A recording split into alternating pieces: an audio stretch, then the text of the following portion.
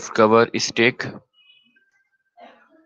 कि स्टैक क्या है, उसमें कौन कौन से ऑपरेशन है और उसकी इम्प्लीमेंटेशन। एक वीक में हमने ये कर लिया, अभी नेक्स्ट वीक पे हम क्यू कर रहे हैं। तो ये सब टॉपिक्स हैं किसके, लीनियर डेटा स्ट्रक्चर के। ठीक है, तो स्टैक में हमने इतना ही पढ़ना था और आज हम क्यू पढ़ेंगे। ठीक है, सो बिल्कुल मैंने इस एक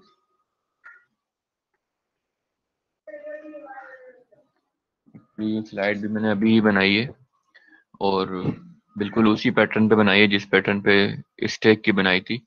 So in Q data structure, we will learn what is Q data structure, what is the working of the Q data structure, what are the basic features, what are the standard operations and application, and finally algorithm and coding.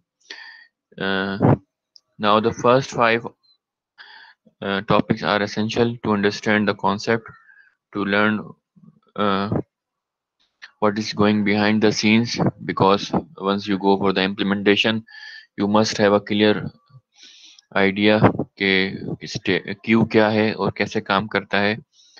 अच्छा, implementation और coding जो है वो हम next lecture में देखेंगे इंशाल्लाह ताला, लेकिन इस लेक्चर में मैं आपको अच्छी तरीके से इसका एक रफ एल्गोरिथम डिस्कस करेंगे ताकि आप खुद, इनफैक्ट मैं एक्सपेक्ट करूंगा कि आप कल जो है you will come up with the coding yourself, और फिर मैं जो है अपनी भी रफ कोडिंग शो कर दूंगा आपको। तो फिर आप कंपेयर कर सकते हैं अपनी गलती या कहीं इम्प्रूवमेंट अगर करनी हो तो वो कर सकते हैं। बहरहाल, तो क्यू डेटा स्ट्रक्चर, जैसे मैंने अभी आपको अपनी टेबल ऑफ कंटेंट्स दिखाए, तो they all are comes in the linear data structure category.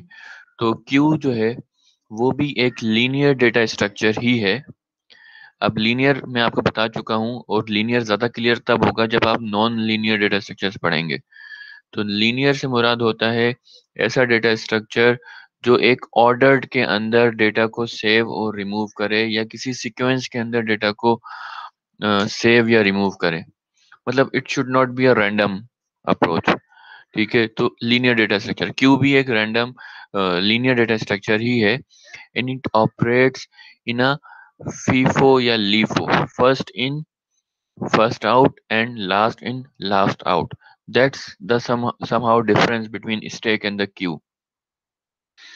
Stake में क्या था कि we have first in and last out, यानी कि जो पहले आएगा वो सबसे आखिर में उस स्टेक से बाहर जाएगा, या जो सबसे आखिर में आएगा वो सबसे पहले जाएगा। ठीक है, लेकिन क्यू में ऐसा नहीं है। क्यू के अंदर जो एलिमेंट आप पहले इंसर्ट करेंगे वही एलिमेंट आप पहले रिमूव भी करेंगे। इसी तरीके से जो एलिमेंट सबसे आखिर में आएगा वही सबसे आखिर में आउट होगा। तो इसको क्यू इसलिए कहते हैं क्योंकि ये बिल्कुल रियल वर्ल्ड क्यू की तरह ही बिहेव करता है। लेट्स सपोज के we have various car in a single lane. Let's suppose कोई टूल प्लाजा है या कोई गेट है जहाँ जिसकी लेन में लगी हुई हैं गाड़ियां। तो जो पहले लगी होगी सबसे पहले उसी का नंबर आएगा, उसी को सर्व वही सर्व होगी और फिर वो उस क्यू से बाहर निकल जाएगी।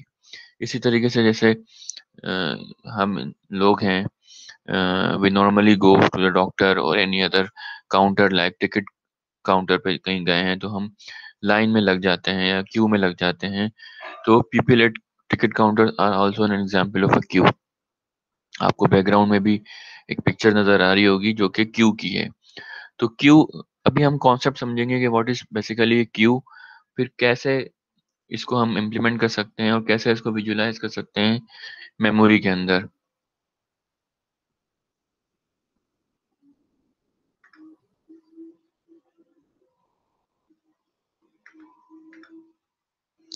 So the word queue means something in a line.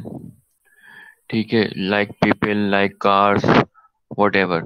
तो क्यू डेटा स्ट्रक्चर भी बिल्कुल इसी तरीके से बिहेव करता है कि इसमें जो डेटा एलिमेंट्स हैं वो लीनियरली सेव होते हैं, यानी कि एक ऑर्डर में सेव होते हैं, और उस ऑर्डर का नाम क्या है, फर्स्ट इन फर्स्ट आउट। ठीक है, and it behave in a Q, real like a real world Q. Second thing क्या है, it is also abstract data type. ठीक है, बिल्कुल एक एब्स्ट्रैक्ट लेवल का आइडिया है कि जिस तरह क्यू के अंदर एक नॉर्मल रियल लाइफ के अंदर इंसान क्यू में आते हैं, इसी तरीके से हम डेटा की जो अरेंजमेंट है, डेटा की जो स्टोरिंग है, डेटा की जो मैनिपुलेशन है, वो भी क्यू फैशन में कर सकते हैं। तो ये एक एब्स्ट्रैक्ट डेटा टाइप है, जो कि एक आइडिया है जिसको जो है एक प्रोग्रामर अपनी कैपेसिटी के हिसाब से, अपनी जो है कैपेबिलिटीज के हिसाब से जो है वो इसको इम्प्लीमेंट करेगा। जैसे कि स्टैक था, तो ये भी एक सिंपल डेटा स्ट्रक्चर ही है। इट अलाउ एडिंग और removing the elements in a particular order, और वो पर्टिकुलर ऑर्डर मैं आपको बार बार बता चुका हूँ कि it is first in first out या लास्ट इन लास्ट आउट। ये एक ही बात के दो मुख्तलिफ नाम हैं। ठीक है जनाब। अच्छा जी, अब जिस तरह हमने स्टेक में पढ़ा था कि स्टेक जो है वो it's like a one way operation उसमें था।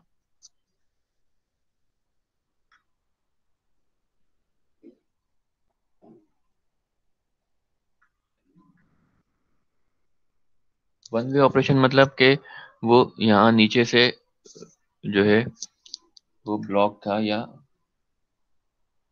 कोई रास्ता नहीं था।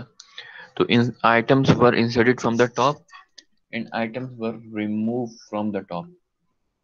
तो वहां पे स्टैक में हमारे पास वन वे ऑपरेशन था, लेकिन क्यू के अंदर ऐसा नहीं है। Queue is like this, a pipe having two open ends. ठीक है, तो the first item is inserted from one और दूसरा एंड इसका ये है। तो items are inserted from one end, तो इस एंड से लेट सपोज आइटम इंसर्ट होंगे, तो इसको आप कहते हैं कि भाई ये रियर एंड है या बैक साइड का एंड है, ये टेल है इस क्यू की। ठीक है, और आइटम जो है वो रिमूव होंगे फ्रॉम द अदर एंड, जिसको आप फ्रंट एंड भी बोल सकते हैं। तो आइटम को रिमूव करना होगा तो यहां से।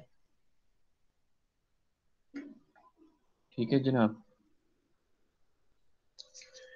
तो आइटम्स एंटर होते हैं एक एंड से, जिसको आप रियर एंड बोलते हैं। जैसे कि ये जो पिक्चर बैकग्राउंड में नजर आ रही है इंसानों की कि वो क्यू में लगे हुए हैं, तो इसमें जब भी कोई नया पर्सन आएगा तो वो कहाँ से इंसर्ट होगा, पीछे से। और जब भी कोई पर्सन इस क्यू से निकलेगा, यानी कि वो सर्व हो जाएगा और वो निकलेगा, तो वो फ्रंट से निकलेगा। ठीक है, तो ये इसके दोनों एंड्स ओपन होते हैं। एक एंड से एंट्री हो रही होती है और दूसरे एंड से एग्जिट हो रहा होता है। अनलाइक स्टेक, कुछ सिमिलरिटी है स्टेक से, जैसे कि लीनियर भी है और एब्स्ट्रैक्ट भी है, लेकिन जो ऑर्डर है या जो मैनर है इन विच डेटा इज सेव, क्योंकि मैंने आपको सबसे पहले ही लेक्चर में बताया था कि डेटा स्ट्रक्चर से मुराद a way to store data, and we have different types of structures, each having different way of storing manipulating data। ठीक है, तो आज हम क्यू पढ़ रहे हैं, वर्किंग ऑफ अ क्यू। अब वर्किंग समझने के लिए थोड़ा सा मेमोरी लेआउट मैंने यहाँ पे बनाया है। आप इसको कंप्यूटर की रैम समझ सकते हैं। वी नो दैट के कंप्यूटर की जो मेमोरी है, they are basically a array of blocks, array of cells। ठीक है, each having certain address। ठीक है जनाब, लेट सपोज इसका एड्रेस जो है वो हैश A1 है, ये A2 है, हेक्साडेसिमल में होते हैं। ठीक है, and so on. So we have just learned that Q is an abstract data type, and it is linear as well as, and it operates in a first in first out and last out pattern। अच्छा जी, जैसे कि stack में था कि जब भी कोई operation, जब भी कोई हम एलिमेंट को ऐड या रिमूव करते थे, तो हम पुश या पॉप का वर्ड यूज करते थे। इसी तरीके से यहाँ पे जब हम एक एलिमेंट को ऐड करेंगे इनटू द क्यू, तो हम कहेंगे enqueue, we are performing enqueue operation. ठीक है, एन क्यू मतलब क्यू के अंदर इंसर्ट कर देना। और मैं आपको बता चुका हूँ कि जब एलिमेंट इंसर्ट किया जाता है तो वो रियर एंड से किया जाता है। इसी तरीके से process of removal an item is called D Q, और जब भी डी क्यू किया जाएगा तो वो फ्रंट से किया जाएगा। तो ये आपको जो ग्रीन कलर में बॉक्सेस नजर आ रहे हैं, ये कंप्लीट मैप है एक लेट सपोज कंप्यूटर मेमोरी का। और उसके अंदर हमने एक कंटिन्यूस ब्लॉक्स ऑफ मेमोरी जो है ऑरेंज कलर में लेट सपोज, वो अज्यूम कर रहे हैं कि वो एक हमारा क्यू है। ठीक है जी। So it's a queue of let suppose size 4, इसको मैंने अलग से भी दिखा दिया नीचे। ठीक है जनाब, तो ये हमारा क्यू है।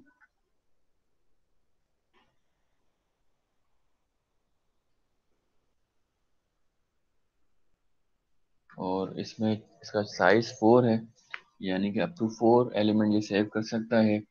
ठीक है, लेट सपोज ये वाला एंड इसका फ्रंट एंड है और ये वाला एंड इसका रियर एंड है। तो जब भी कोई आइटम इंसर्ट करेंगे हम, तो वो यहाँ से इंसर्ट होगा और वो लेट सपोज यहाँ चला जाएगा। जो भी आप इसमें न्यूमेरिक वैल्यू दे रहे हैं, स्ट्रिंग दे रहे हैं, नेक्स्ट आइटम देंगे तो लेट सपोज वो यहाँ से हो जाएगा। नेक्स्ट आइटम इनक्यू करेंगे तो वो यहाँ आ जाएगा। डीक्यू करना चाहेंगे तो सबसे पहले ये आइटम रिमूव होगा, उसके बाद फिर ये आइटम रिमूव होगा, फिर ये आइटम रिमूव होगा। तो ये नॉर्मल वर्किंग है क्यू की, और एक विजुअलाइजेशन है क्यू की एक कंप्यूटर मेमोरी के अंदर। ठीक हो गई बात। और मैंने 0 1 2 3 इसलिए लिखा है कि इसकी जो इम्प्लीमेंटेशन है वो हम इस बार भी एरे ही से करेंगे। ठीक है, तो basic features of array, basic features of Q क्या हुए कि it's like a stack. Q जो है वो भी एक order list of element of similar data type he save करता है, और ये लीनियर भी होता है।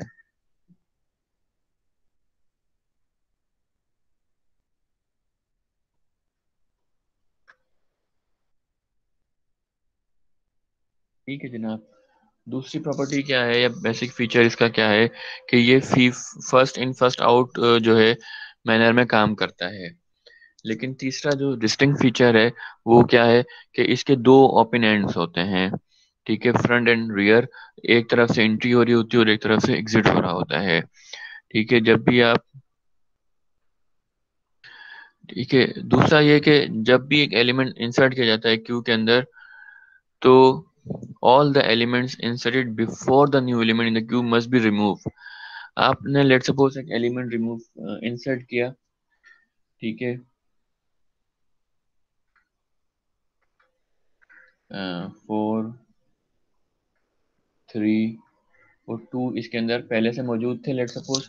अब आपने जो एक एलिमेंट ऐड किया है 6, तो once the new element is inserted in the queue, जितने भी एलिमेंट पहले इससे इंसर्ट हुए थे उनको रिमूव होना पड़ेगा, तभी ये न्यू एलिमेंट जो है वो रिमूव होगा। यानी कि जो पहले आया था पहले ही वो ही पहले जाएगा। ठीक है, so that's the basic features, ये बेसिक वर्किंग है क्यू की। थोड़ा सा इसका मेमोरी लेआउट भी दिखा दिया। अब बात करते हैं स्टैंडर्ड ऑपरेशंस की। जिस तरह हमने स्टैक में देखा था पुश पॉप, ठीक है, इज एम्प्टी इज फुल, तो उसी इसी तरीके से यहाँ पर भी कुछ ऑपरेशंस हैं जो बेसिक ऑपरेशंस हैं जो कि एक नॉर्मल क्यूब पे चल सकते हैं, और वही ऑपरेशंस हम अ, अपने प्रोग्राम में इम्प्लीमेंट करेंगे। सर एक सवाल था यहाँ पर। जी जी।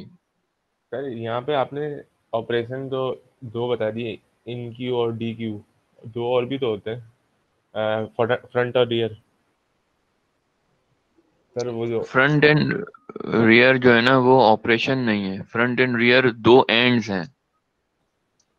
जिस तरह वहां एक ही एंड था तो हम उसके लिए एक टॉप वेरिएबल भी यूज कर रहे थे। ठीक है, वो कोई फंक्शन नहीं था, वो हमने उसको वेरिएबल से इम्प्लीमेंट कर दिया था। ऑपरेशन मतलब कि हम इसमें डेटा या रिमूव, डेटा की एडिशन या डेटा की रिमूवल जो है उसके हवाले से कौन कौन से एक्शन परफॉर्म कर सकते हैं। ठीक है, तो हम डेटा को ऐड भी करेंगे, डेटा को रिमूव भी करेंगे। तो यहाँ पे डेटा को ऐड और रिमूव करने को एन क्यू और डी क्यू बोलते हैं। इसी तरीके से हमें हो सकता है ये भी चेक करना हो कि हमारा क्यू ऑलरेडी फुल तो नहीं है या ऑलरेडी एम्प्टी तो नहीं है, या कितने एलिमेंट इसमें मौजूद हैं। तो इसके लिए हम लेट सपोज काउंट का एक्शन परफॉर्म करेंगे, काउंट का फंक्शन परफॉर्म करेंगे। बिल्कुल। ठीक सर है, आ रही बात समझ में नामुल्ला? सर तो हम ऑपरेशन।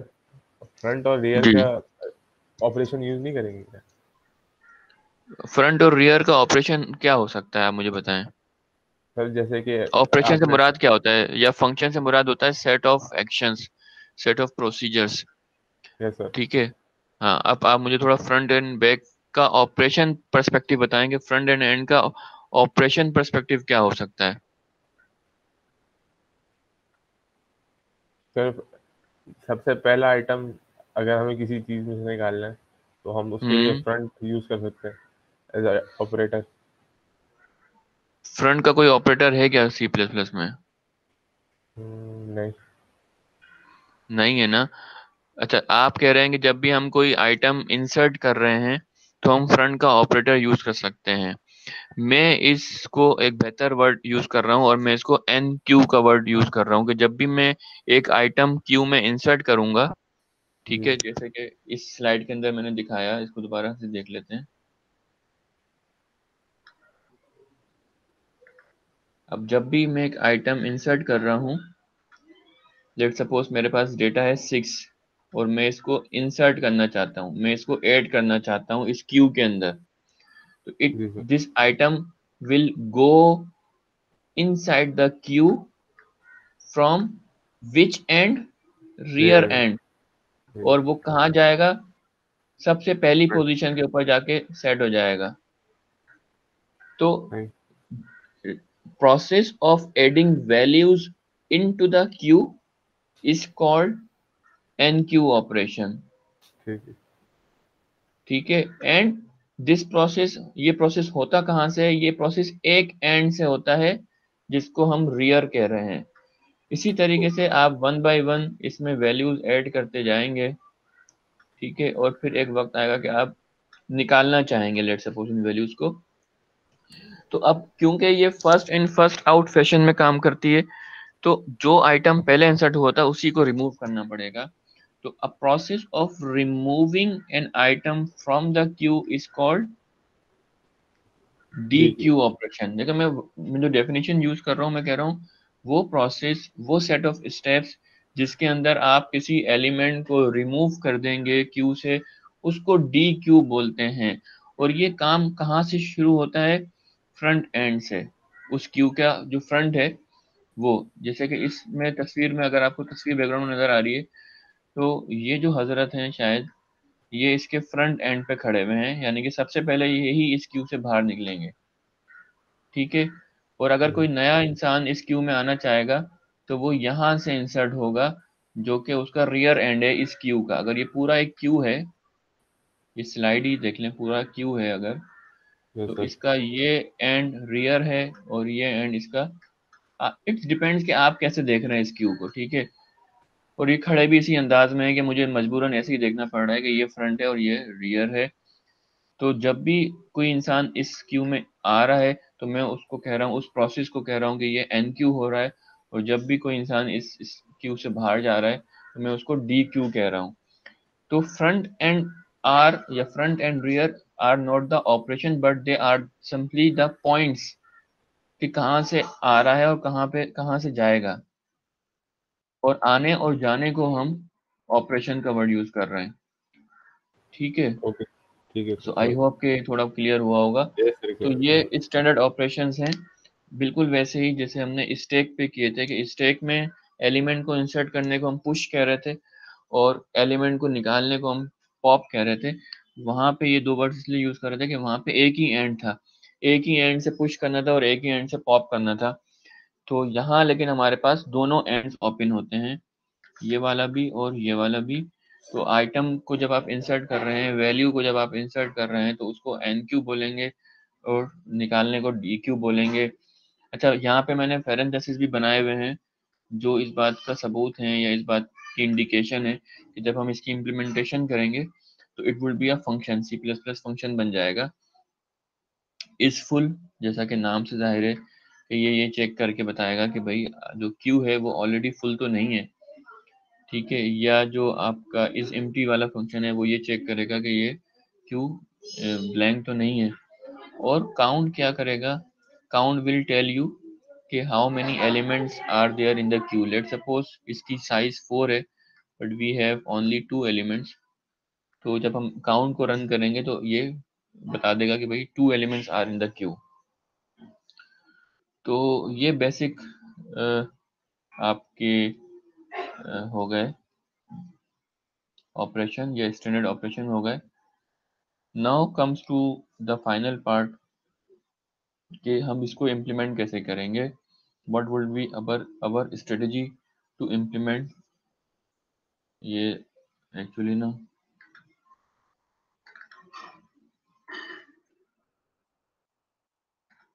अच्छा, ये यहाँ तक सबको क्लियर होना चाहिए, एक बेसिक ओवरव्यू कि क्यू क्या है, कौन कौन से ऑपरेशंस हम एक क्यू पे लगा सकते हैं, कंप्यूटर के हवाले से मेमोरी लेआउट क्या होगा, क्यू कैसे नज़र आएगा, कैसे उसमें एलिमेंट जा रहे हैं कैसे आ रहे हैं, यहाँ तक एक रफ आइडिया क्लियर हो जाना चाहिए सबको। क्योंकि अब हम इम्प्लीमेंटेशन की तरफ जा रहे हैं and I will not show you actual code today. मैं I will try my hard कि मैं आपको प्रोसीजर वाइज या स्ट्रेटजी वाइज या अल्गोरिदम वाइज समझा दूं, और कल आप जो हैं वो कोड के साथ खुद मेरी क्लास में अपीयर हों, तो तब मैं आपको फिर कोड दिखाऊंगा ताकि आप अपनी जो है इम्प्रूवमेंट कर सकें, या जहां आप गलती कर रहे हो या जो चीज़ समझ ना आ रही हो इम्प्लीमेंट की वो कर सकें। हमारा गोल क्या है कि जो कुछ हमने इन शुरू की स्लाइड्स में समझा है अब हमें उसको इम्प्लीमेंट करने जाना है।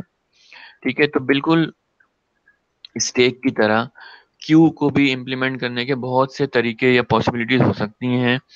We can implement using arrays, we can implement using stack. ठीक है, जो स्टेक हमने लास्ट टाइम क्लास बनाई थी उसी को मॉडिफाई करके हम उसको क्यू कर सकते हैं।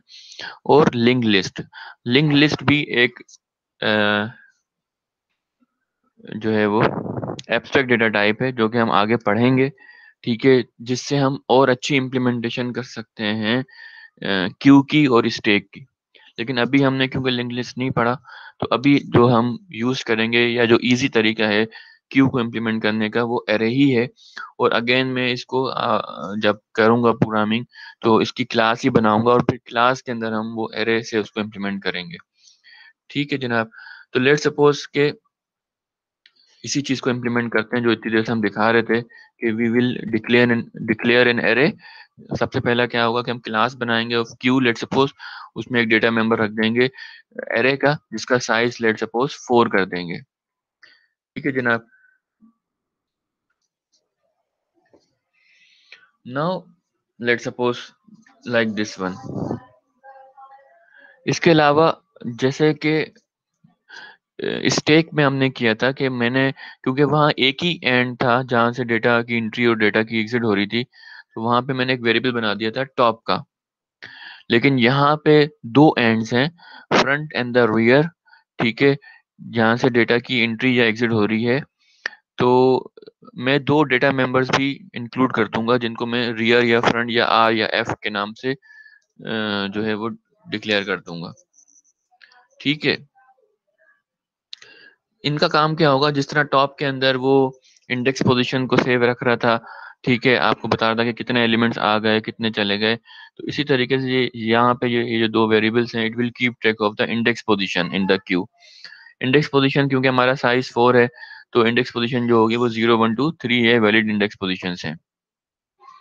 इसके बाद क्या करना है, इसको इनिशियलाइज विद -1 करना है, जिस तरह हमने वहां पे किया था, इनिशियलाइज विद द -1। -1 का मतलब क्या है कि समवेयर हेयर -1, अगर रियर और फ्रंट दोनों -1 है तो इसका मतलब आपका क्यू इस वक्त बिल्कुल खाली है और उसमें कुछ भी मौजूद नहीं है। That's a invalid index value. तो ये एक इंडिकेशन है कि भाई अगर इनिशियल दोनों वैल्यू -1 की हैं, इसका मतलब क्यू में कुछ भी फिल नहीं है। आप इस काम के लिए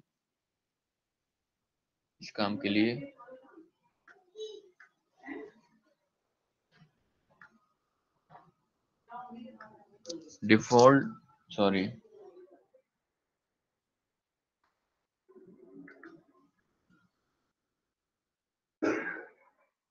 इस काम के लिए आप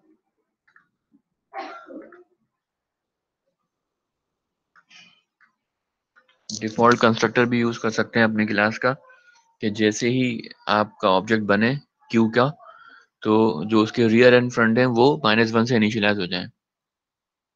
ठीक है जनाब। अच्छा, अब हम देख रहे हैं कि देखेंगे कि ये जो फंक्शंस है ये कैसे इम्प्लीमेंट किए जाएं। तो how to check is empty, कि भाई सबसे पहले काम, अब हम मुख्तलिफ फंक्शंस बनाएंगे और फिर उनको यूज करेंगे आगे।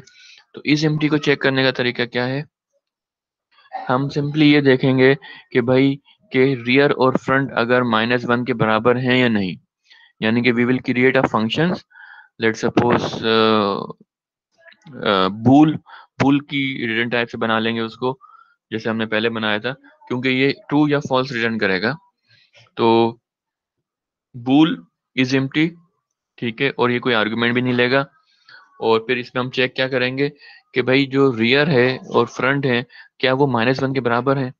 -1 के बराबर होने का मतलब क्या होगा कि अभी तो सिर्फ जो क्यू है वो उसका ऑब्जेक्ट बना है, क्योंकि जैसे ही ऑब्जेक्ट बनेगा तो वो दोनों -1 होंगे, और -1 होने का मतलब क्या है कि क्यू आपका खाली है। तो जैसे मैंने आपको बताया कि जब इनिशियलाइजेशन हैपन होगी डिफॉल्ट कंस्ट्रक्टर से, तो वो रियर और फ्रंट को -1 सेट कर देगा, तो विच मीन्स कि अभी आपका जो क्यू है वो खाली है। इसी तरीके से जो इस फुल है वो ये चेक करेगा कि क्या हमारा क्यू फुल तो नहीं हो गया, क्योंकि अगर खाली है तो हम डी क्यू नहीं कर सकते, यानी कि अगर जो क्यू है वो खाली है, उसमें कोई भी एलिमेंट नहीं है, तो हम उसमें से कोई एलिमेंट निकाल नहीं सकते। डी क्यू का मतलब होता है एलिमेंट को रिमूव करना, और एन क्यू का मतलब होता है एलिमेंट ऐड करना। तो अगर ऑलरेडी फुल है तो फिर हम कोई नया एलिमेंट ऐड नहीं कर सकते। तो इसलिए ये दो फंक्शंस भी जरूरी हैं, क्योंकि ये दोनों फंक्शंस हमारे एन क्यू और डी क्यू को हेल्प करेंगे। अच्छा, इस फुल की क्या क्राइटेरिया क्या होगा कि वो ये चेक करेगा कि क्या रियर कहीं 3 तो नहीं हो गया। 3 क्यों? क्योंकि क्योंकि जैसे ही आप इसमें एन क्यू करेंगे, जब भी हम कोई नई वैल्यू ऐड करेंगे तो रियर की वैल्यू क्या होगी? इंक्रीमेंट होगी। whenever I put a value, let's suppose 6 value में एन क्यू करना चाह रहा हूं, तो it will an Q from the rear and it goes all the way to this position, यानी कि वो सबसे पहली पोजीशन पे इंसर्ट हो जाएगी, और रियर जो पहले -1 था, ठीक है, अब वो इंक्रीमेंट होकर 0 बन जाएगा। ठीक है, तो when we add a new value, rear will be incremented। ठीक है, अब -1 से वो 0 हो जाएगा। दोबारा आप कोई वैल्यू ऐड करेंगे, लेट सपोज 5 जैसे यहाँ बता रहे हैं, तो रियर 0 से इंक्रीमेंट होके 1 हो जाएगा। इसका मतलब क्या हुआ कि जब हम एन क्यू कर रहे हैं तो जो रियर वैल्यू है वो हमारी इंडेक्स वैल्यू की तरह चल रही है। लेकिन एक बात और, कि जब मैं एन क्यू कर रहा हूं for the only first time, this is very important to be understand, only का वर्ड मैंने बोल्ड किया हुआ है, कि जब पहली दफा, यानी कि after the initialization, after the object is created, after the R and F are -1, इसके बाद अगर आप एन क्यू कर रहे हैं तो पहली दफा फ्रंट भी इंक्रीमेंट होगा, यानी कि the moment you add the first value, rear and front both will be incremented and they will be pointing at 0 for the first value। क्योंकि -1, फ्रंट का -1 पे होना एक इनवैलिड इंडेक्स था, तो पहली वैल्यू जब आप इनकी पहली वैल्यू इंसर्ट कर देंगे तो फ्रंट भी इंक्रीमेंट होगा 0 के लिए और रियर भी इंक्रीमेंट होगा 0 के लिए। लेकिन नेक्स्ट टाइम जब आप कोई वैल्यू इंसर्ट करेंगे तो फ्रंट 0 पे ही रहेगा और रियर इंक्रीमेंट होता रहेगा। कैसे? लाइक दिस, जब आपने पहली वैल्यू इंसर्ट करी इनिशियलाइजेशन के बाद, तो front and rear both are pointing at 0। लेकिन जब आपने एक वैल्यू और इंसर्ट कर दी तो अब आपका क्यू का साइज बढ़ गया। अब फ्रंट 0 पे ही रहा और रियर 1 पे पॉइंट कर रहा है। दो एलिमेंट आ गए हैं, ठीक है। तो इसका ये एंड फ्रंट है, क्योंकि इस वक्त इसका जो है जो एंड मतलब इंडेक्स लेट सपोज अगर 0 है यहाँ पे, तो फ्रंट भी 0 को ही पॉइंट करेगा और आर भी 0 को ही पॉइंट करेगा। लेकिन जब क्यू का साइज बढ़ जाएगा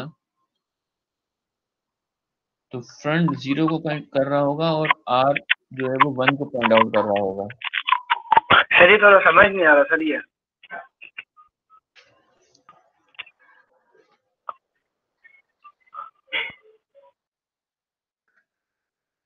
एक तो अच्छा, तो इतना तो समझ में आ गया हो कि इनिशियलाइज हो गया, -1 इज एम्प्टी हो गया। अब हम इस फुल को चेक कर रहे हैं। इस फुल का क्राइटेरिया क्या है? सिंपल क्राइटेरिया यह है कि आपका जो रियर है वो साइज ऑफ एरे -1 जितना अगर हो गया है तो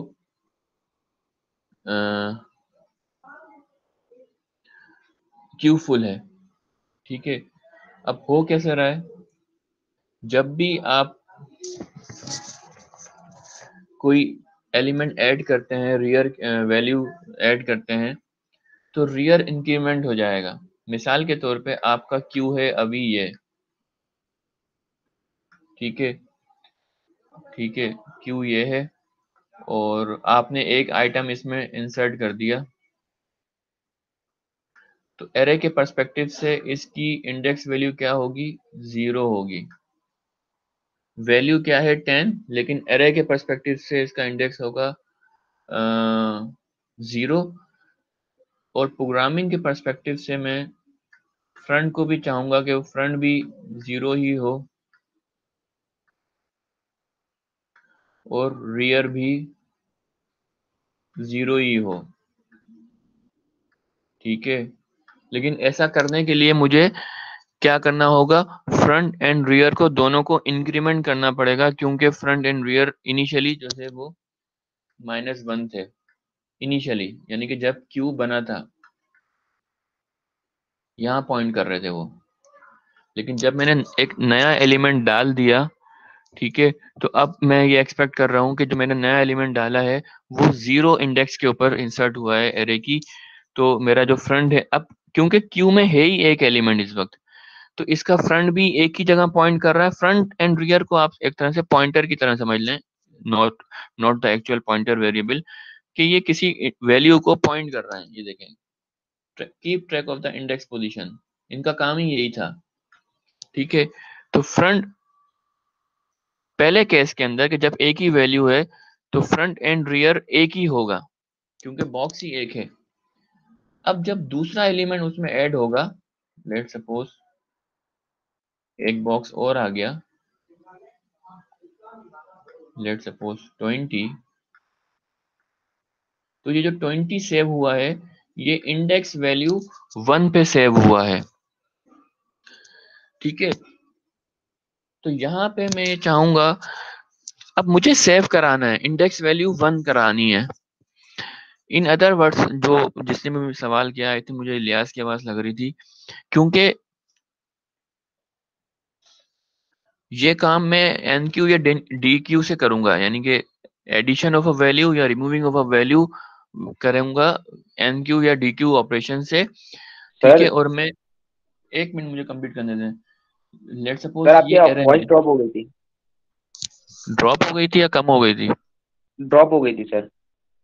अच्छा, मैं ये कहना चाह रहा हूँ कि जब भी मैं एरे के अंदर डेटा सेव करता हूँ, नॉर्मल हम बात कर रहे हैं अभी क्यू को हटाकर,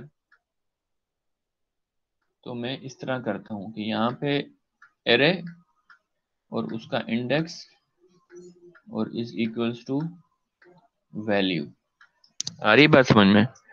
जब भी नॉर्मल हम किसी एरे के अंदर वैल्यू सेव करते हैं तो स्क्वायर ब्रैकेट में उसका इंडेक्स लिखते हैं और फिर वैल्यू सेव करा देते हैं, ठीक है।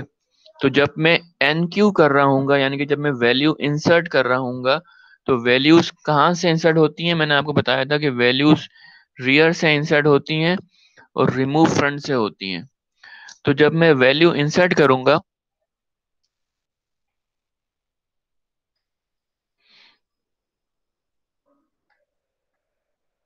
तो मैं इसको बोल दूंगा ए ऑफ आर, यानी कि रियर वैल्यू जिसको भी पॉइंट कर रही है उसके अंदर आप ये न्यू वैल्यू को इंसर्ट कर दो। ठीक है, तो एट द फर्स्ट केस मैं चाहूंगा कि आर 0 हो, लेकिन जब मैं दूसरी वैल्यू इंसर्ट करने जाऊंगा तो मैं चाहूंगा कि आर अब 1 हो जाए।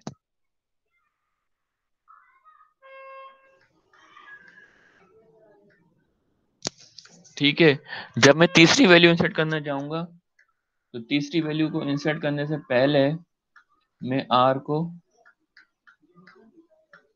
3 करूंगा।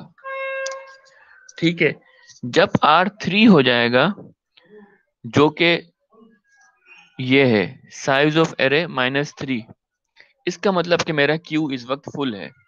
अगर आर 3 हो जाएगा तो अभी हम बात कर रहे हैं इस फुल की, कि इस फुल का काम सिर्फ ये चेक करना है कि क्या रियर वैल्यू 3 तो नहीं हो गई। 3 मेरी एग्जाम्पल के मुताबिक है, क्योंकि एरे का साइज 4 है, तो जो उसके एक्चुअल इंडेक्स हैं वो 0 1 2 3 है। तो अगर जनरली बात करें तो it would be a size of array -1। ठीक है, और रियर इंक्रीमेंट क्यों हो रहा है कि जब भी हम एलिमेंट इंसर्ट कर रहे हैं तो वो रियर इंक्रीमेंट होता जा रहा है। अच्छा, लेकिन पहली दफा जब हमने वैल्यू इंसर्ट की थी तो मैंने फ्रंट को भी इंक्रीमेंट करवाया था ताकि वो भी 0 को ही पॉइंट करे, क्योंकि ये तो ऑब्वियस सी बात है कि अगर आपके क्यू के अंदर एक ही एलिमेंट है तो उसका फ्रंट और रियर एक ही जगह पॉइंट कर रहा होगा।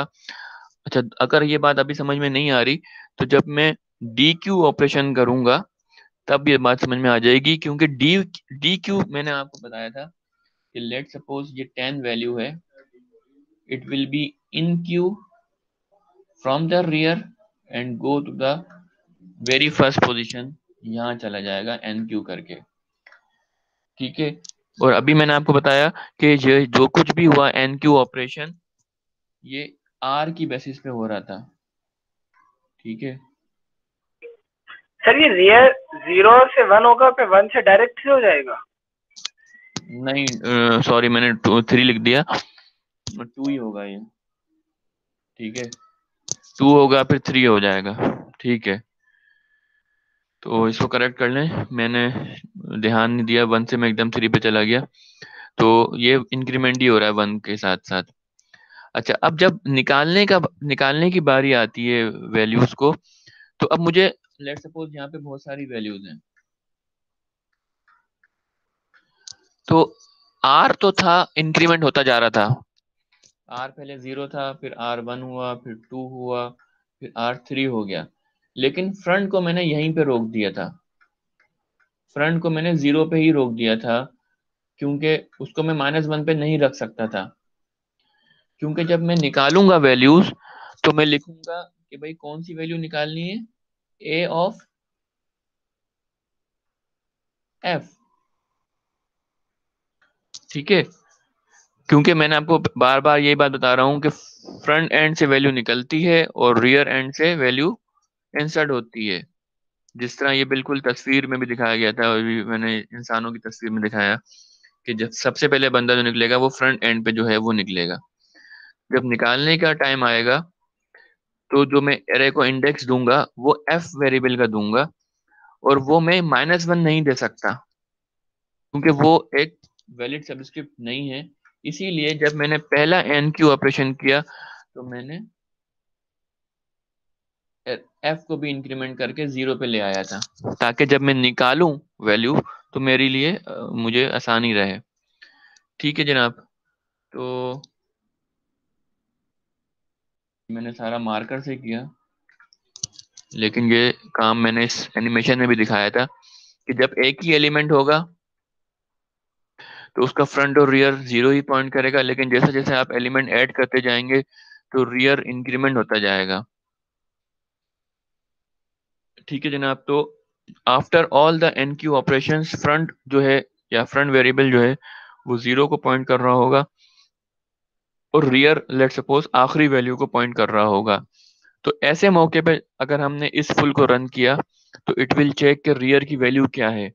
अगर वो 3 है या वो साइज ऑफ एरे -1 है तो ये इंडिकेट करेगा कि क्यू जो है वो ऑलरेडी फुल है, so no any other value can be inserted. So these two functions is empty and is full are helpful for our NQ and DQ operations.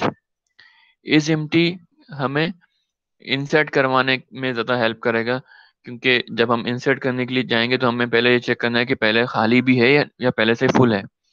तो अगर खाली है तो हम इंसर्ट कर सकते हैं। इसी तरीके से अगर हमें रिमूव करना है तो पहले हम ये देखेंगे कि भाई दोनों चीजें चेक करेंगे, लेकिन कहने का मतलब ये कि ये दोनों फंक्शन ही एनक्यू डीक्यू में हेल्प करते हैं। तो यहाँ तक ये थोड़ा बहुत कॉन्सेप्ट क्लियर हुआ है कि कैसे हम बनाएंगे। हम एक क्लास बनाएंगे, उसमें एक एरे रखेंगे, एरे का साइज आपकी मर्जी है, मैंने 4 रखा है, ठीक है। फिर हम 2 वेरिएबल बना लेंगे, एनक्यू फ्रंट एंड रियर, और उसको इनिशियली -1 से डिनोट कर देंगे या इनिशियलाइज कर देंगे, जो कि एक इनवैलिड इंडेक्स पोजीशन है, ठीक है। और -1 का मतलब क्या होगा कि हमारा जो क्यू है वो बिल्कुल मुकम्मल तौर पे खाली है। और फ्रंट एंड रियर का जो मकसद है बनाने का वो क्या है, इंडेक्स पोजीशन को पॉइंट करवाना और एन क्यू और डी क्यू ऑपरेशन को जो है वो फुलफिल करना। तो एम्प्टी चेक करना है, खाली चेक करना है कि अगर हमारा क्यू खाली है तो वो खाली कब होगा कि जब फ्रंट एंड रियर जो है वो दोनों -1 होंगे। मैं ये नहीं कह रहा कि फ्रंट एंड रियर दोनों सेम होंगे, ठीक है। सेम वो 0 वाली पोजीशन पर भी हो सकते हैं, फ्रंट एंड रियर 0 वाली पोजीशन पर भी हो सकते हैं यहाँ पे, ठीक है। तो जब मैं इसकी कंडीशन लगाऊंगा तो मैं बोलूंगा if front is equal to -1 and rear is equal to -1, ठीक है। और ये -1 कब होंगे, ओनली वन कंडीशन आप अपने डिफॉल्ट कंस्ट्रक्टर पे लगा सकते हैं कि जैसे ही ऑब्जेक्ट बने तो वो फ्रंट एंड रियर को -1 सेट कर दे। इस फुल चेक करने के लिए आप ये चेक करेंगे कि रियर जो है, जिस तरह टॉप का वेरिएबल वहां पे इंक्रीमेंट हो रहा था, इसी तरीके से यहाँ पे रियर का वेरिएबल इंक्रीमेंट हो रहा है और वो साइज -3 तक जाएगा, साइज -1 तक जाएगा, ठीक है।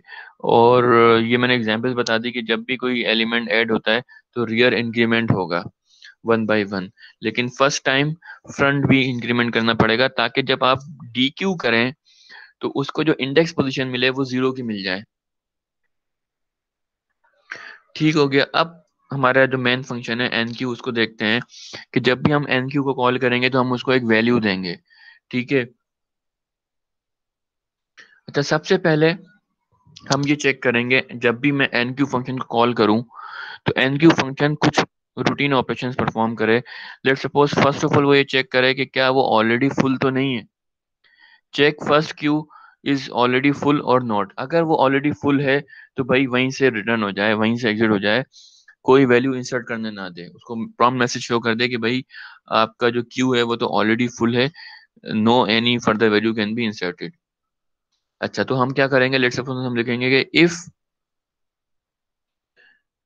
Is full. मैं आपको हल्का हल्का कोडिंग का भी जो है ना टेस्ट दे रहा हूँ कि इसकी इम्प्लीमेंटेशन कैसे होगी। एंड क्योंकि कि सबसे पहली लाइन लिख दूंगा कि इफ इज फुल। तो अब और इज फुल जो है वो मुझे बूल वैल्यू रिटर्न कर रहा है ट्रू या फॉल्स की, यानी कि इफ जो है मेरा ट्रू हो सकता है या फॉल्स हो सकता है, ठीक है। तो इफ अगर ट्रू हो रहा है तो फिर मैं वहां से उसको रिटर्न कर दूंगा उस फंक्शन से, तो वो रिटर्न हो जाएगा। या लेट सपोज मैं कोई प्रॉम्प्ट मैसेज डिस्प्ले करा दूं। लेकिन इफ के अंदर अगर 0 आ रहा है विच मीन्स के फुल नहीं है, तो फिर क्या खाली है। Check the queue is empty और नॉट। यहाँ इज एम्प्टी को क्यों चेक किया जा रहा है, कोई बताएगा कि मैं एन क्यू कर रहा हूं वैल्यू को, तो चलें ये बात तो समझ में आती है कि पहले से फुल नहीं है, और अगर फुल नहीं है तो इसका मतलब खाली है। तो फिर मैं दोबारा से इस एम्प्टी को कॉल क्यों करवा रहा हूं।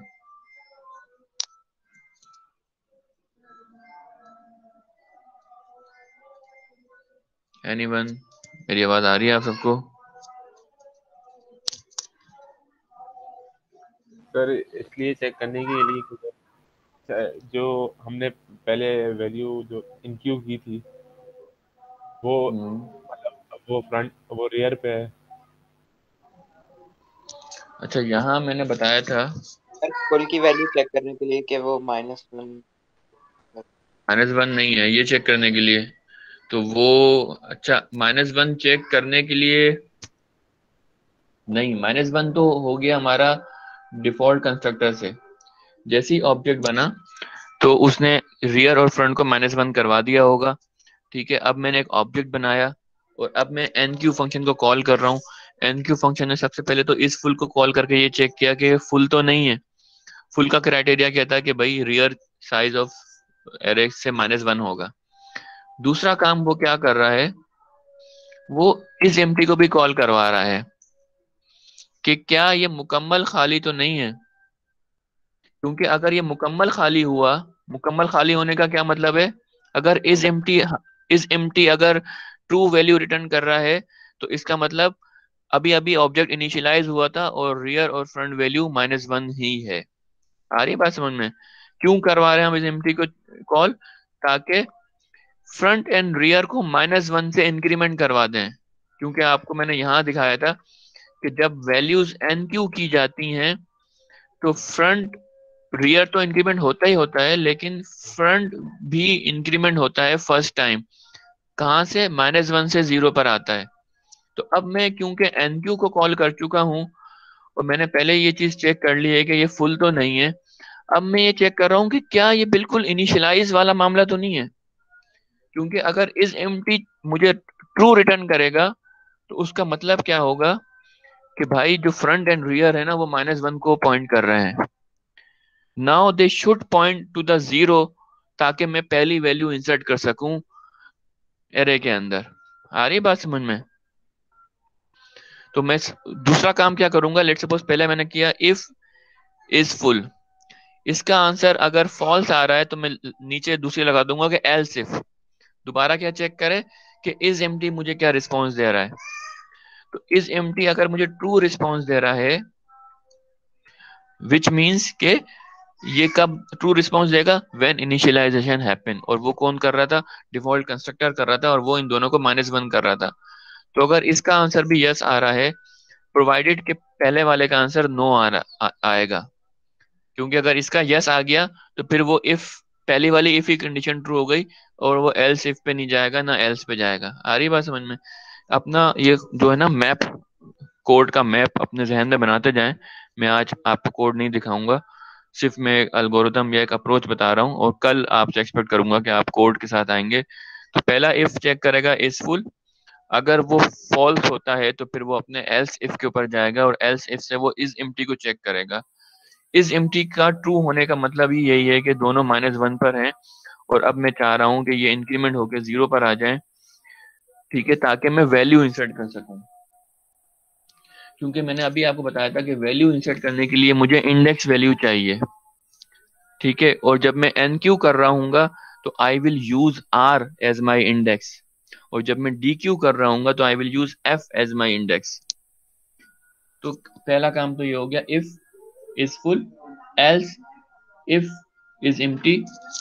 तीसरा क्या है कि अगर इफ, पहला इफ भी फेल हो गया, दूसरा इफ भी फेल हो गया। दूसरा इफ कब फेल होगा कि लेट सपोज हमारे क्यू में ऑलरेडी कुछ वैल्यूज मौजूद थी, यानी कि जब मैंने लेट सपोज कुछ एनक्यू ऑपरेशन परफॉर्म किए तो उसमें कुछ ऑलरेडी वैल्यूज मौजूद थी, तो हमें इज एम्प्टी हमें जो है ना वो फॉल्स रिटर्न कर देगा। क्योंकि वो ये चेक करेगा, इज एम्प्टी क्या चेक कर रहा है कि फ्रंट एंड रियर -1 तो नहीं है, और -1 वो सिर्फ तभी होंगे जब आपका क्यू बिल्कुल इनिशियलाइज होगा। लेकिन जैसे जैसे उसमें एलिमेंट्स ऐड होते जाएंगे तो फ्रंट एंड रियर की वैल्यूज चेंज हो जाएगी। तो अगर इसने भी आंसर नो दे दिया है, इसका मतलब उसमें पहले से कुछ वैल्यूज मौजूद हैं, यानी कि पहले से मौजूद हैं या हम कर चुके हैं। क्योंकि लेट सपोज मैंने पहली वैल्यू ऐड करी, इसकी एग्जांपल करते हैं यहाँ पे ना।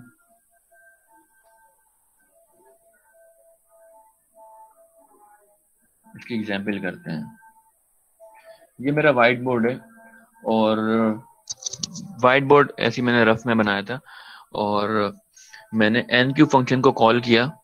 तो एन क्यू फंक्शन ने सबसे पहले ये चेक किया कि क्या ये इज फुल तो नहीं है, और इस फुल होने के लिए सबसे पहले क्या है, आर एंड फ्रंट, सॉरी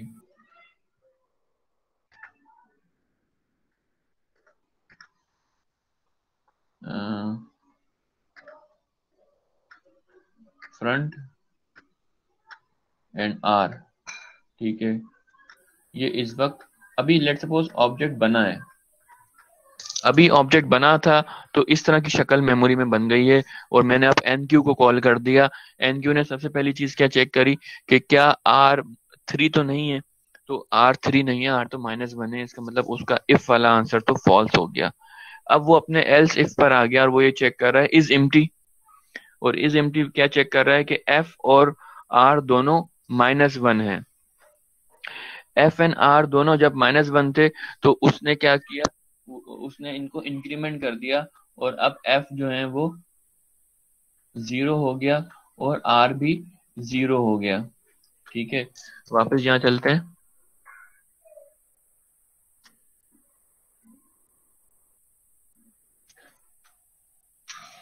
तो जब पहला इफ फॉल्स हुआ तो वो अपने एल्स इफ के ऊपर चला गया। अब हमारी इस मौजूदा कंडीशन में एल्स इफ ट्रू हो गया है। एल्स इफ ट्रू होने की वजह से क्या हुआ कि उसने इंक्रीमेंट कर दिया इनको, ठीक है। और अब हमारी तीसरी कंडीशन जो थी वो एल्स की थी, यानी कि इफ, एल्स इफ और फिर एल्स। तो अब ये तीसरी कंडीशन नहीं चलेगी, हम डायरेक्ट चौथी पॉइंट पर आ जाएंगे, यानी कि असाइनिंग अ वैल्यू। यानी कि अब हमारा एक्शन क्या होगा कि भाई जो एरे है उसको आप आर वाली इंडेक्स को कौन सी वैल्यू दे दो, जो आपका आर्ग्यूमेंट है, यानी कि एन क्यू का जो आर्ग्यूमेंट था वो कहाँ चला जाए, जिसको ए ऑफ आर पॉइंट कर रहा है, यानी कि दिस वन, वैल्यू 1। तो ये एक एन क्यू ऑपरेशन परफॉर्म हो गया। अब क्या हुआ, अब मैंने दोबारा लेट सपोज एन क्यू को कॉल किया, ठीक है। तो वो सबसे पहले चेक क्या करेगा कि इज फुल, ठीक है। इसमें इज फुल क्या है कि आर तो 0 है और एफ भी 0 है, इसका मतलब ये फुल तो नहीं है। दूसरी कंडीशन वो क्या चेक करेगा, इज एम्प्टी, ठीक है। इज एम्प्टी का मतलब क्या होता है, भाई दोनों -1 होंगे तो इज एम्प्टी भी नहीं है,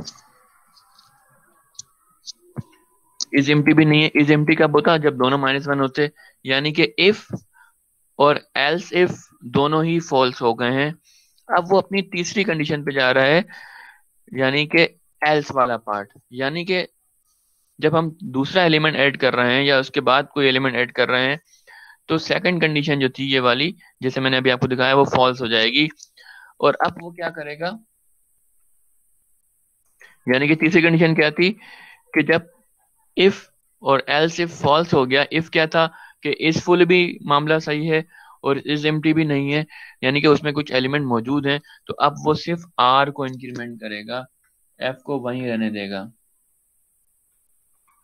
आर हो जाएगा 1, और फिर वो यही वाली लाइन चला देगा कि भाई आर जिसको पॉइंट कर रहा है, ए ऑफ आर को आप आर्ग्यूमेंट दे दो।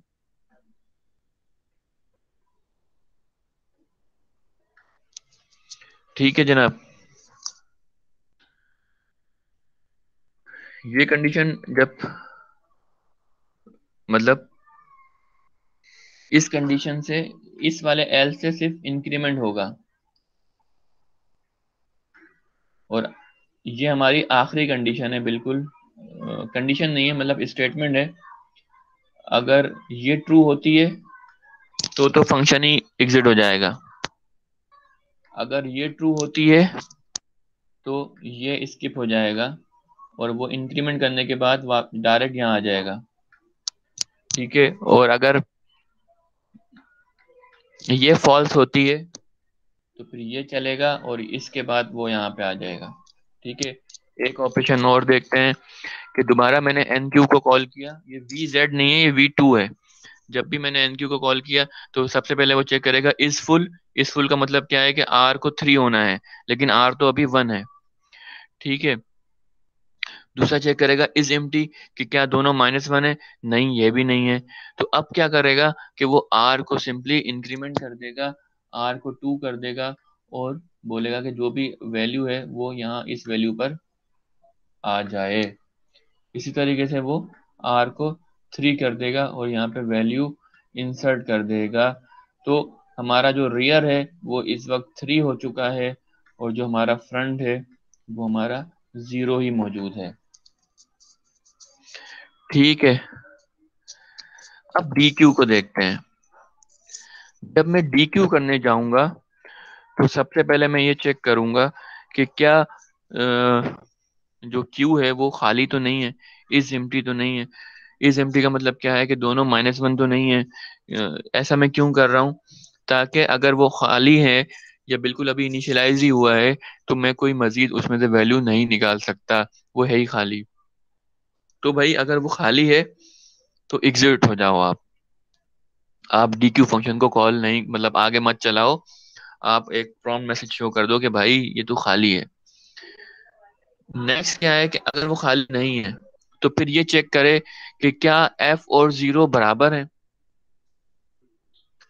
अच्छा, यहाँ पे ये बहुत क्रूशियल स्टेप है, क्योंकि इफ q इज एम्प्टी, उस सूरत हाल में हम ये चेक कर रहे हैं, लेट सपोज ये इफ था,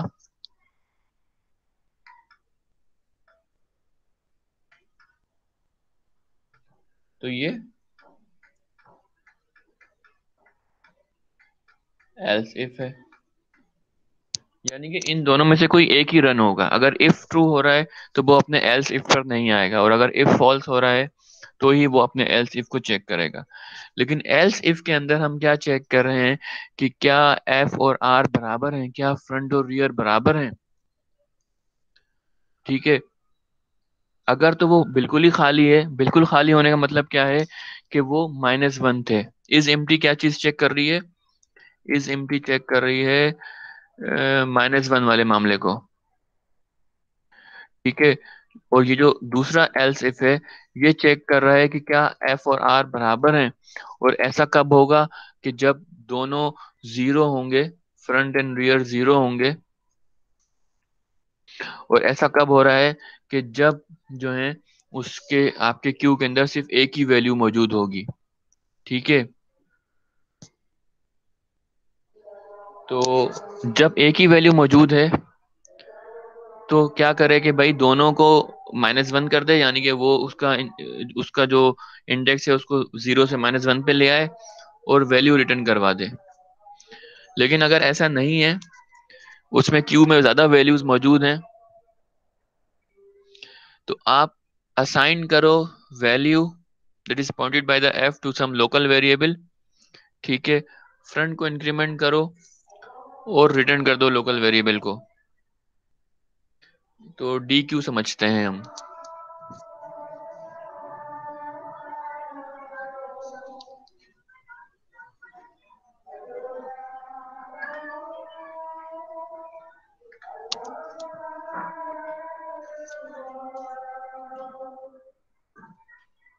सर ये F इक्वल इक्वल R से दोबारा बता दिए। हाँ अभी बताएंगे, अभी बताएंगे। लेट सपोज ये हमारा अभी क्यू इनिशियलाइज हुआ था। ठीक है।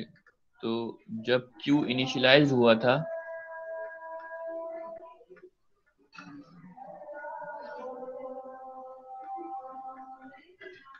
तो एफ और आर दोनों -1 थे। ठीक है। अब लेट सपोज मैंने डी क्यू का ऑपरेशन परफॉर्म किया। डी क्यू मतलब ऑब्जेक्ट एलिमेंट को मैं रिमूव कर रहा हूं। तो डी क्यू एलिमेंट जो है, डी क्यू सबसे पहले ये चीज क्या चेक कर रहा है कि क्या वो खाली तो नहीं है, इज एम्प्टी तो नहीं है। और इज एम्प्टी का क्या मतलब है,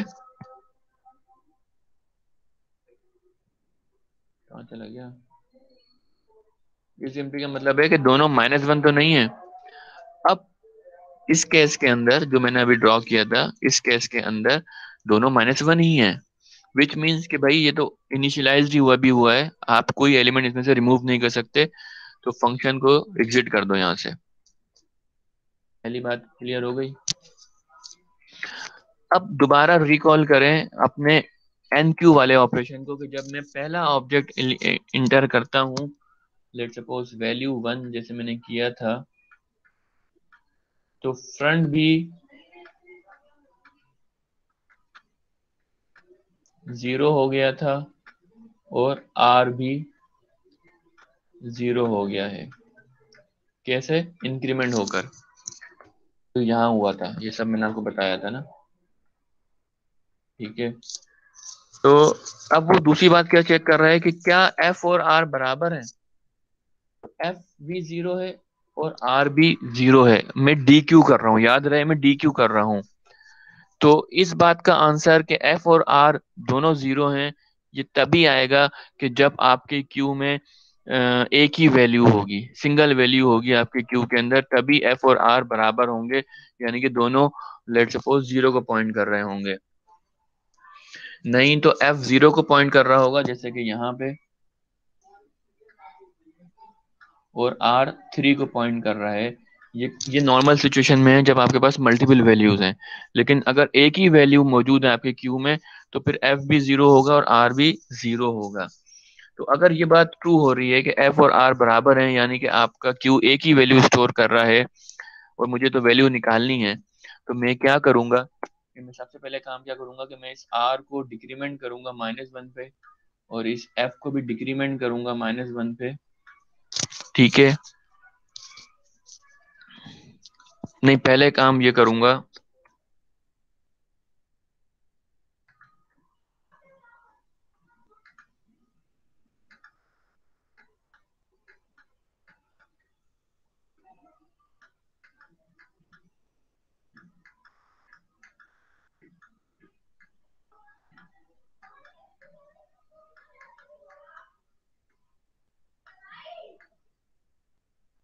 ठीक है। तो लेट सपोज के एफ और आर बराबर हैं, तो सबसे पहला काम मैं क्या करूंगा कि भाई ये जो ए ऑफ एफ है,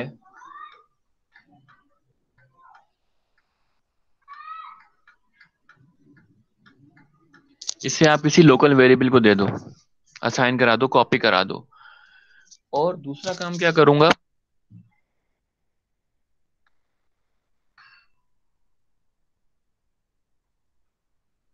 एफ और आर को डिक्रीमेंट करूंगा ताकि वो दोनों -1 पर आ जाएं, क्योंकि अब ये वैल्यू रिमूव हो गई है। और तीसरा काम क्या करूंगा, मैं एक्स को रिटर्न कर दूंगा।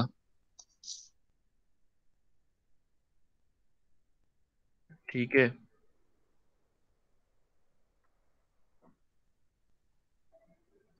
तो डी क्यू में उसने सबसे पहले क्या चेक किया कि इज एम्प्टी। अगर एम्प्टी है यानी कि दोनों -1 है, तो भाई फिर तो कुछ करने की जरूरत ही नहीं है। अगर दोनों बराबर हैं यानी कि दोनों की वैल्यू 0 ही है, इसके अलावा वो बराबर नहीं हो सकते। ठीक है, तो अगर 0 है यानी कि एक ही वैल्यू है, तो फिर क्या करे कि वो वैल्यू पहले तो एक लोकल वेरिएबल में सेव करे, और फिर जो है जो एफ पॉइंट कर रहा है, याद रहे एफ पॉइंट कर रहा है जो, ठीक है, और दोनों को डिक्रीमेंट कर दे। अच्छा, ये इफ है, पहली कंडीशन इफ है। दूसरी कंडीशन क्या है, एल्स इफ है। मैं इसलिए बार बार आपको बता रहा हूं कि अगर आप दोनों को अलग अलग इफ लगा देंगे तो फिर वो हर एक को चेक करेगा। लेकिन अगर आप इफ और एल्स इफ करेंगे तो फिर क्या होगा कि अगर इफ ट्रू हो जाती है तो फिर वो अपने एल्स इफ पे नहीं आएगा। ठीक है, तो यानी कि इनमें से कोई एक ही कंडीशन ट्रू होगी एक ही वक्त में, या तो वो दोनों -1 है, या फिर वो माइनस दोनों 0 हैं, या फिर दोनों या तीसरी कंडीशन क्या है कि डिफरेंट वैल्यू है। ठीक है, अब हम इस चीज को समझते हैं कि let's we have more than one value. तो ऐसी सूरत में क्या कर रहा है,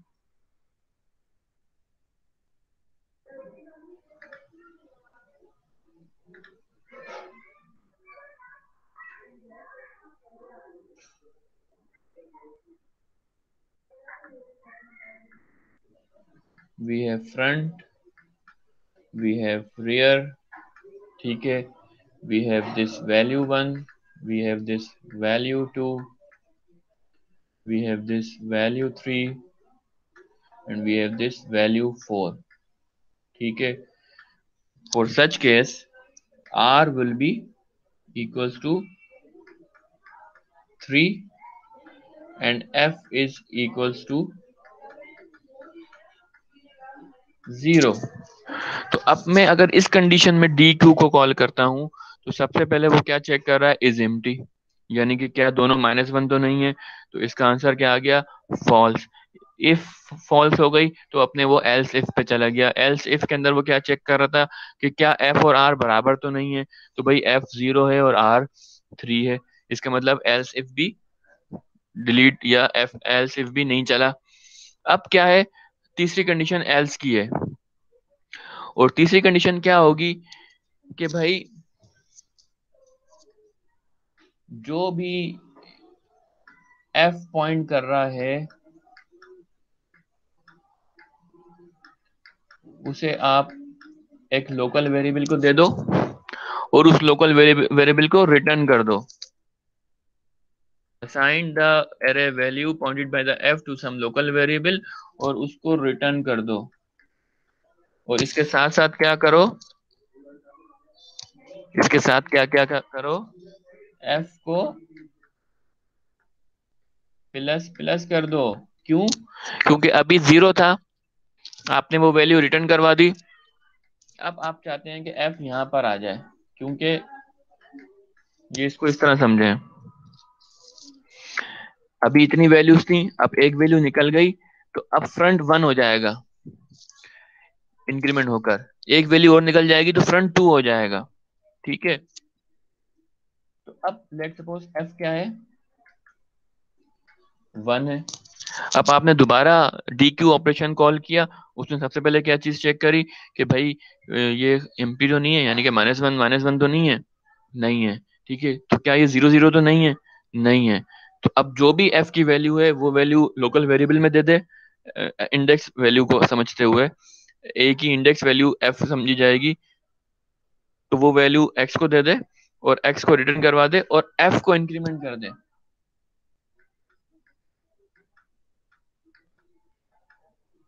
टू कर दे। दोबारा डी क्यू करते हैं तो वो पहले चेक करेगा कि खाली तो नहीं है, -1 तो नहीं है, दोनों 0 तो नहीं है। अच्छा 0 नहीं है तो ए ऑफ 2 को एक्स असाइन करा दे, यानी कि एक्स यानी कि ए ऑफ 2 में जो कुछ भी है वो एक्स में चला जाए और एफ इंक्रीमेंट हो जाए, यानी कि एफ कितना हो जाए, अब 3 हो जाए। ठीक है जनाब, यानी कि अब हम बिल्कुल आखिरी वैल्यू पर आ गए हैं। अब दोबारा जब डी क्यू कॉल करेंगे तो वो क्या चेक करेगा, इज एम्प्टी, -1 तो नहीं है, दोनों बराबर तो नहीं है। यानी कि मैंने ये नहीं कहा कि जो ये वाली कंडीशन है वो दोनों की 0 वाली चेक कर रही है। तो ये दो दफा हो सकता है कि जब दोनों 0 हो या फिर दोनों आखिरी वैल्यू को पॉइंट कर रहे हो, दैट इज 3।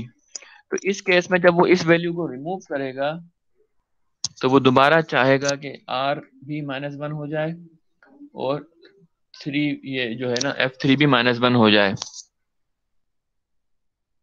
ये देखें, मेक एफ एन आर -1। ठीक है जनाब, तो I think I have done very work hard to explain you the concept, explain you the algorithm. Application wise अगर हम बात करें तो क्यू का, जी तो पहले इफ था, उसके बाद एल्स इफ, और उसके बाद एल्स जी इन क्यू, और जी जी डी क्यू में भी यही था। हाँ, डी क्यू में भी यही है। ठीक है। ठीक है,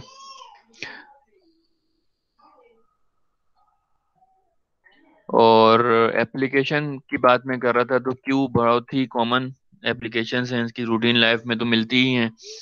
लेकिन कंप्यूटर के पॉइंट ऑफ व्यू से जहाँ भी रिसोर्स शेयरिंग हो रही होती है, रिसोर्स शेयरिंग के अंदर आपका processor is one of the very precious resource, क्योंकि जितनी भी एप्लीकेशंस रन हो रही हैं उनको प्रोसेसर ही चाहिए होता है। ठीक है, या एक और अच्छी एग्जांपल ले लें, प्रिंटर। आपका कंप्यूटर है वो मल्टीपल प्रिंट रिक्वेस्ट भेज रहा है, और एक ही प्रिंटर है, या आपका प्रिंटर नेटवर्क पे शेयर है और मल्टीपल लोग उसको प्रिंट रिक्वेस्ट भेज रहे हैं, तो वो जो रिक्वेस्ट आएंगी वो क्यू के अंदर आती जाएंगी। तो जो पहली आई है, पहली रिक्वेस्ट, पहले वो वाला पेज प्रिंट होगा, उसके बाद दो रिक्वेस्ट आई है तो उसके बाद दूसरा पेज प्रिंट होगा। इसी तरीके से जो एप्लीकेशन प्रोसेसर को रिक्वेस्ट कर रही हैं कि उनको प्रोसेसर मिल जाए, क्योंकि जिस एप्लीकेशन को प्रोसेसर का टाइम मिलेगा वही एप्लीकेशन रन होगी। तो और उसकी रनिंग जो है वो डिपेंड कर रहा है क्यू पे कि उसकी रिक्वेस्ट कब आई थी। इसी तरीके से आप जो है वो आगे 5th सेमेस्टर में माइक्रो प्रोसेसर का कोर्स पढ़ रहे हैं, तो माइक्रो प्रोसेसर या प्रोसेसर की एक ही बात है कि वो रूटीन ऑफ एक्शन परफॉर्म कर रहा होता है, और वो एक्शन भी जो है वो क्यू में ही होते हैं। यानी कि लेट्स सपोज इंस्ट्रक्शन 1 पहली क्यू के अंदर है, इंस्ट्रक्शन 2 दूसरे नंबर पर है, तो पहले इंस्ट्रक्शन 1 एग्जीक्यूट होगी, फिर इंस्ट्रक्शन 2 एग्जीक्यूट होगी, फिर ऑल ऑफ सडन क्या होता है, इंटरप्ट आ जाती हैं। इंटरप्ट जो है एक सडन एक्शन होता है, या यूं कैन से कि एक इमरजेंसी रिस्पांस होता है, या एक इमरजेंसी रिक्वेस्ट होती है प्रोसेसर के लिए, तो वो इंटरप्ट को भी क्यू में ही लगाता है। लेकिन इंटरप्ट का क्यू अलग है और इंस्ट्रक्शन का क्यू अलग है। लेट सपोज वो 10 इंस्ट्रक्शंस को जो है वो एग्जीक्यूट कर रहा था, उसने पहली इंस्ट्रक्शन एग्जीक्यूट करी, दूसरी करी, और अब इंटरप्ट आ गई। अब इंटरप्ट आप आगे कोर्स में पढ़ेंगे चैप्टर सेमेस्टर 5 में कि इंटरप्ट की प्रायोरिटी ज्यादा होती है, फिर इंटरप्ट में भी टाइप्स होती हैं। तो फिर वो अपनी रूटीन इंस्ट्रक्शन को छोड़ के पहले इंटरप्ट को क्लियर करेगा कि जो भी उसकी इंटरप्ट आई है पहले। लेकिन अब इंटरप्ट भी हो सकती है कि 3-4 आ जाएं, तो फिर इंटरप्ट भी क्यू में ही रहेंगी। ठीक है, तो इसी तरीके से फिर ये डेटा एलिमेंट्स हैं हमारे, डेटा भी। अब ये जो इंस्ट्रक्शंस हैं वो they are nothing but simply a series of bits, series of data.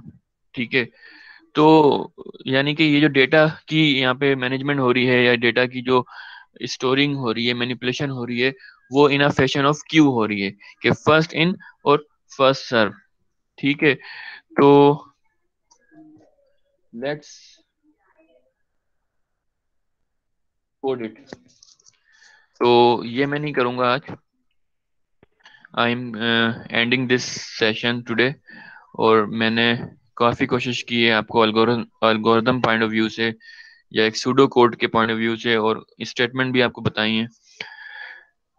तो आप इसको बनाएं आज कोड। और मैंने आज अब्दुल समद सर से बात नहीं करी कि वो क्यों शुरू कर देंगे या नहीं कर देंगे। अगर वो कर देते हैं तो फिर तो आपका मसला ही हल हो जाएगा, लेकिन नहीं करते तो फिर आप खुद कोशिश करें और फिर कल मेरे पास कोड के साथ आएँ, तो फिर मैं आपको अपना एक रफ कोड दिखा दूंगा आपकी हेल्प के लिए। ठीक है जनाब, तो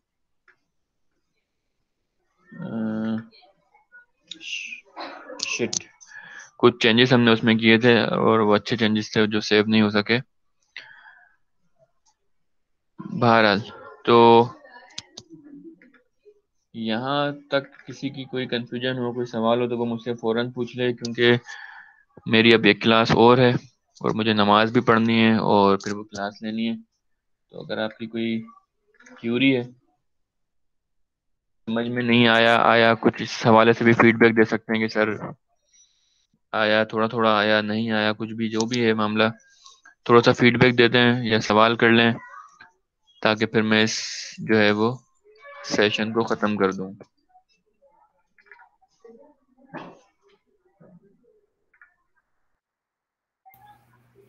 सर एक चीज पूछनी थी कि जब DQ करेंगे सर, सर तो उस वक्त भी वही कंडीशन लगाएंगे इफ एल्स इफ की, जैसे रिजवान ने पूछा था पहले? जी जी, वही लगाएंगे इफ के अगर अब मैं आपको स्लाइड थोड़ी देर में शेयर कर दूंगा। तो जैसे मैंने 1 2 3 4 उसमें पॉइंट्स दिए हुए, तो मैं आपको बार बार इसीलिए बता रहा था ये कि अब आप चाहें तो सारी चीजें इफ से कर सकते हैं, लेकिन अगर आप हर स्टेटमेंट को इफ दे देंगे तो फिर वो हर एक को इंडिविजुअली टेस्ट करेगा। लेकिन आप एक प्रोग्रामेटिक अप्रोच में जा रहे हैं, तो आप लेट सपोज पहले वो चेक कर रहा है इज फुल, फिर वो चेक कर रहा है इज एम्प्टी। तो जो इज फुल वो चेक कर रहा है सबसे पहले आपने लगा दिया इफ के साथ। अब अगर सही। ये फॉल्स होगा तभी हम चाहेंगे कि हमारा कंपाइलर नीचे जाए, नहीं तो अगर आप हर स्टेटमेंट को इफ के साथ लगा देंगे तो वो हर स्टेटमेंट को चेक करेगा। ठीक है, तो इस फुल अगर इफ के साथ है तो नेक्स्ट है एल्स इफ, यानी कि अगर ऊपर वाली फॉल्स होती है तो फिर दूसरी कंडीशन क्या टेस्ट करना है। आई होप कि आपको इफ और एल्स में फर्क पता है। यस सर, वो क्लियर है, और बस मुझे यही और इफ और एल्स इफ में भी फर्क पता होना चाहिए कि इफ का मतलब वो भी टेस्ट हो रही है कंडीशन, और एल्स इफ भी टेस्ट होगी, बिल्कुल और एल्स तो फिर कोई चारा ही नहीं है, वो तो चलाना ही है उसको। बिल्कुल। ठीक है जनाब। Thank you sir. चले मैं एंड कर रहा हूँ, फिर नमाज और उसके बाद फिर मैं दूसरी अपनी सीसीएन की क्लास लूंगा। बाकी कोई क्यूरी हो तो आप व्हाट्सएप पे भी कर सकते हैं। फिर कल इंशाल्लाह ताला मुलाकात होगी डीएलडी और इस डीएसए के क्यूरीज के साथ और इस कोडिंग के साथ। सर सर जी जी। सर वो एक कोड मैंने भेजा था स्टैक के हवाले से व्हाट्सएप में सर, वो इसमें थोड़ा मसला आ रहा था। कोड में मसला नहीं था, लेकिन मेरे ख्याल से पता नहीं सेविंग का इशू था या पता नहीं क्या था, अच्छा उसमें एक्चुअली एरर दे रहा था। कल मेरे साथ ट्रेजेडी हो गई है थोड़ी। जब मैंने आप लोगों की क्लास ली तो उसके बाद फिर मैं थोड़ा किसी काम से बाहर निकला और मेरा मोबाइल स्नैच हो गया था। तो आपने जो कुछ भी भेजा है वो मुझे अब मेरे पास नहीं है, और मैं बहुत आर्जी इंतजामात के तहत ये क्लास भी ले रहा हूँ, और मोबाइल भी अभी मेरे पास फ़िलहाल नहीं है। खैर, तो जो कुछ आपने भेजा था वो आप मुझे सेंड कर दें, दोबारा मैं देख लूँगा। और बाकी लेक्चर की रिकॉर्डिंग भी मैं अपलोड इसलिए यूट्यूब पे नहीं कर सका कि मैं अभी डेटा कनेक्शन ही यूज़ कर रहा हूँ, नॉर्मल नेट नहीं है मेरे पास। तो उसका लिंक मैंने शेयर कर दिया है एलएमएस के ऊपर। अगर आप एक्सेस नहीं कर पा रहे तो आप मुझे ईमेल करें, क्योंकि मैं अभी आजकल ईमेल तो फिर भी देख लेता हूँ, लेकिन कॉल या व्हाट्सएप थोड़ा मेरा इनएक्टिव है। तो बहरहाल मैं ये लेक्चर भी अपलोड कर दूंगा इस पीपीटी की, और इसकी रिकॉर्डिंग थोड़ी देर बाद अपलोड हो जाती है तो वो भी कर दूंगा। और रिजवान का जो कोड का मसला है वो मुझे ईमेल कर दें, तो ईमेल पे मेरे पास रिकॉर्ड रहता है। मोबाइल का तो मैंने आपको बता दिया एग्जाम्पल के, वो सेफ नहीं है डेटा उसमें। तो अपना प्रोग्राम मुझे कोड ईमेल कर दें ठीक तो है मैं सर, उसको नहीं देख कर रिप्लाई कर दूंगा। ठीक है, अल्लाह हाफिज।